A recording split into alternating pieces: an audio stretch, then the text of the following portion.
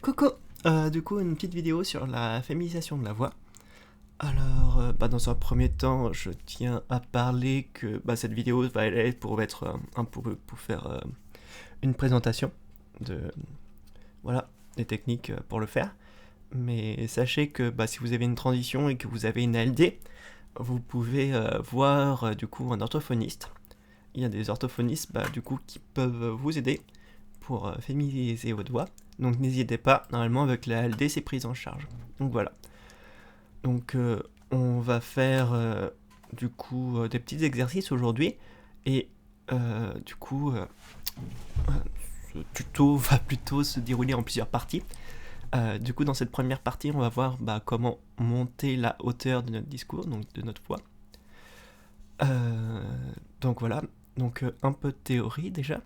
Il faut savoir que tout l'œsophage, le larynx et la cavité un peu buccale va être plus large pour les hommes, et les hommes vont avoir des cordes vocales plus larges. Voilà. Donc la théorie, ça va être du coup de réduire le larynx, etc.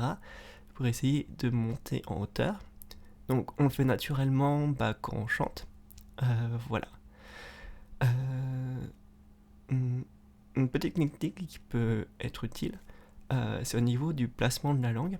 Donc ça va surtout jouer au niveau de la réverbération. Voilà. Donc quand on parle de façon plutôt normale, on n'a pas vraiment de technique, notre langue va se situer dans le bas du palais. Et le but, ça va être la reculer pour essayer de faire un peu plus de... pour réduire un petit peu plus la voix. Alors, je vais vous montrer les différences. Si je présente I avec le I. Alors, ça va plutôt être léger, mais voilà, ça peut aider si vous l'utilisez avec d'autres techniques. Donc, avant de commencer, on va faire un petit exercice qu'on fait beaucoup en chant pour essayer de se détendre. Voilà. Donc, on va poser nos lèvres contre nos lèvres et on va souffler. Et on va faire... Et avec cela, on va rajouter un son. Et donc, le son, ça va être un petit peu comme le son que vous faites, mais lorsque vous ouvrez pas la bouche. Par exemple. Donc, comme si vous avez la sensation que le son vient par là et pas de la gorge. Donc, on va faire...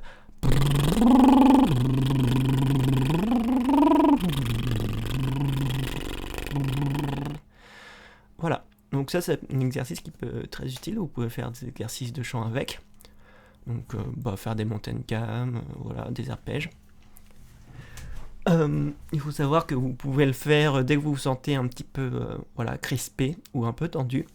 Ça peut bien aider à détendre, surtout quand vous faites du chant ou l'exercice qu'on va faire. Donc du coup, nous, on va commencer avec un exercice où vous allez besoin d'avoir une bouteille d'eau. Bon, après la taille, c'est pas très important. Avec une grande bouteille d'eau, ça marche. Et une paille. Donc, la paille, ça peut avoir de l'importance parce que plus votre paille va être large et plus ça sera facile. Donc, vous remplissez votre bouteille à peu près pour qu'il y ait un espace où il n'y a rien. Voilà.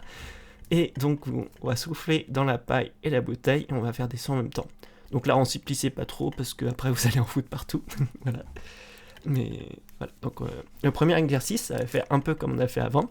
Donc, on va souffler dans la paille et on va rajouter une note par-dessus. Donc, je souffle.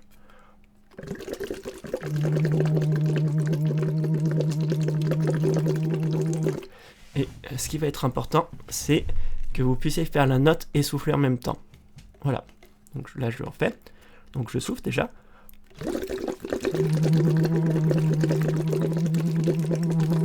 Et je viens rajouter ma note par-dessus. Chose importante, si vous avez du mal, c'est peut-être que vous avez trop enfoncé votre paille. Parce que plus vous allez enfoncer votre paille, plus ça va être difficile. Après, si vous trouvez que c'est trop facile, vous l'avez peut-être trop levé. Donc voilà, vous pouvez ajuster en fonction de si vous galérez ou pas. Maintenant, on va faire un deuxième exercice. C'est qu'on va faire comme avant, mais après, on va faire des interruptions. On va faire... ça va vous faire apprendre à avoir un peu plus de contrôle sur votre voix. Donc là, on souffle, on commence toujours par souffler.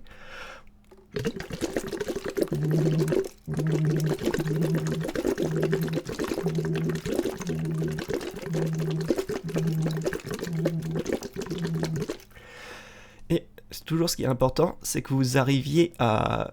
Par exemple, au début, j'ai loupé. Mais c'est important que vous continuez de souffler et que vous arriviez à faire justement cette alternance de son pas son. Ensuite, on va travailler un peu plus au niveau des hauteurs. Donc là, on va faire une sirène, c'est-à-dire qu'on va partir du bas et on va aller le plus haut possible. Donc on va faire...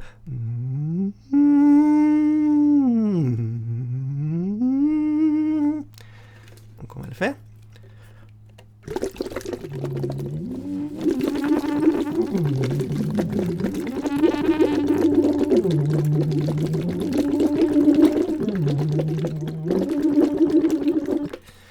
Voilà. Si vous avez un petit peu de mal, c'est pas grave, ça viendra avec le temps. Essayez comme vous pouvez. Voilà, petit à petit, puis vous verrez que chaque jour vous améliorez petit à petit. Ensuite, on va faire un autre exercice qui va être plus sur la précision. Donc là, ça va être important que je vous parle un petit peu des différents types de voix. Donc quand on parle normalement, si on parle vers la voix de poitrine, et plus on va vers le haut, et au bout d'un moment, on va être obligé de passer en voix de tête. Donc par exemple, voix poitrine, c'est ce que je fais maintenant, et voix de tête, pam pam, un peu la voix de Mini, qui fait comme ça. Et là, vous voyez, si je parle comme ça fait pas du tout naturel. Donc le but, ça va être de montrer le plus possible sans arriver en voix de tête. Donc là, c'est ce qu'on va essayer. Et le but, quand vous voyez la voix de tête, ça se fait parce que justement la sensation quand on parle en voix de tête, et le son vient de là, et quand on voit poitrine, on va plutôt ici. Et là, on veut la sensation que ça vient plutôt de la gorge.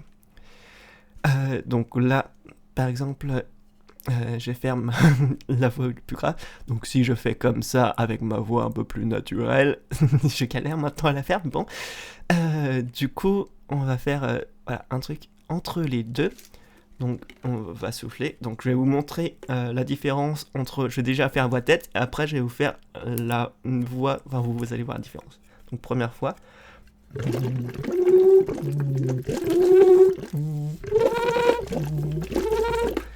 Et le but...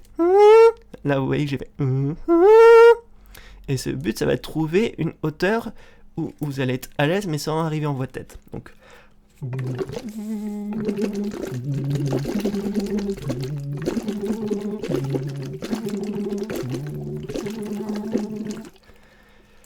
Donc voilà. Donc l'avantage d'utiliser de l'eau et une paille, ça va être une technique qui va vous permettre d'éviter de forcer sur votre voix. Et donc ça va vous permettre de travailler sans vous blesser. C'est pour ça que c'est très important. Ensuite, une fois que vous avez bien maîtrisé avec l'eau et la paille, vous pouvez continuer à le faire tous les jours. Et après, vous allez faire avec une autre technique qui va faire, on va gonfler nos jus, on va faire...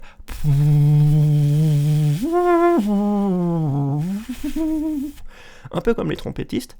Et donc le but, ça va être un petit peu la même technique, vous soufflez ou vous rajoutez un son par-dessus. Toujours, le but, c'est essayer de pouvoir progresser sans essayer de se faire mal. Et du coup, vous allez voir que ça va être plus difficile.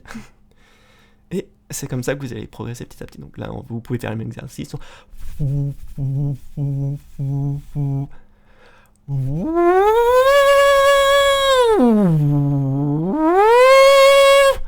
Et après, on pouvait faire quelque chose de plus... Voilà.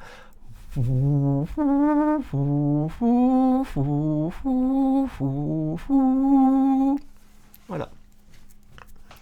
Maintenant, on va passer sur un autre type d'exercice où cette fois-ci, on va essayer de monter la hauteur de notre souffle. Ça peut paraître bizarre, mais je vais vous expliquer. Normalement, quand vous sifflez... Et le but, ça va être de monter comme précédemment. Et vous pouvez mettre vos doigts ici, comme vous voulez. Vous pouvez mettre par 3. Voilà.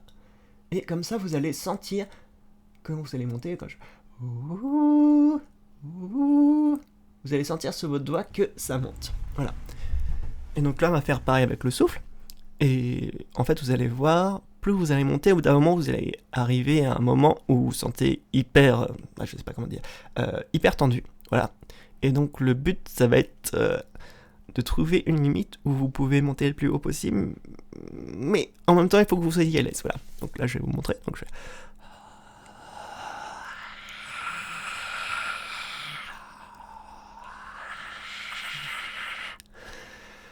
Voilà, et si je force par exemple, vous voyez, dès que je commence à forcer, ma voix commence à se casser, voilà. Donc ça c'est des petits exercices que vous pouvez faire. Comme toujours, bah, je vous préviens, mais la voix, bah du coup ça prend énormément de temps. Et il y a beaucoup de choses, c'est un peu spécial la voix parce que c'est beaucoup de choses qui vont se faire par l'imagination. Parce que ça serait un peu bizarre de dire oui, il faut que vous contractez tel muscle à tel endroit, ça sera impossible à faire. Bref. Et bah, comme tous les travails, ça risque malheureusement d'être long. Ça peut être difficile, mais c'est important en fait de travailler quotidiennement. Et ce que vous pouvez faire là au début, une fois que vous avez fait vos exercices à peu près de notes, vous pouvez essayer du coup de l'appliquer à des mots. Donc pour que vous voyez la différence, vous pouvez prendre n'importe quel type de mot, ou limite le journal, et vous allez essayer de prendre le mot, comme si vous le parlez naturellement au début. Par exemple, cheval. Puis vous allez essayer de voir en voix de tête pour cheval. Et vous allez ensuite essayer de trouver une hauteur entre les deux à laquelle vous vous sentez bien. Par exemple, cheval, cheval, cheval, cheval. Et il faut que vous arriviez à garder cette sensation du coup qui va être cheval, où vous allez vraiment être entre les deux. Et voilà, au début, bah, ça va être difficile. Vous allez devoir beaucoup y penser, et bah, plus vous allez pratiquer, plus avec le temps, bah, ça va devenir complètement une habitude. Et voilà, et même vous allez avoir du mal à retrouver votre voix de départ. Donc voilà, donc bah, j'espère avoir été utile. De toute façon, là c'est la première partie. La prochaine fois, on verra plus sur la prononciation. Comment la prononciation peut justement changer la hauteur de note, mais aussi notre perception. Et puis je pense que je ferai une troisième aussi vidéo sur peut-être même plus, parce que la prononciation ça va, mais la prosodie ça risque d'être un peu compliqué. Voilà. Donc j'espère que cette vidéo vous a aidé, et puis je vous dis à une prochaine. Bisous, ciao.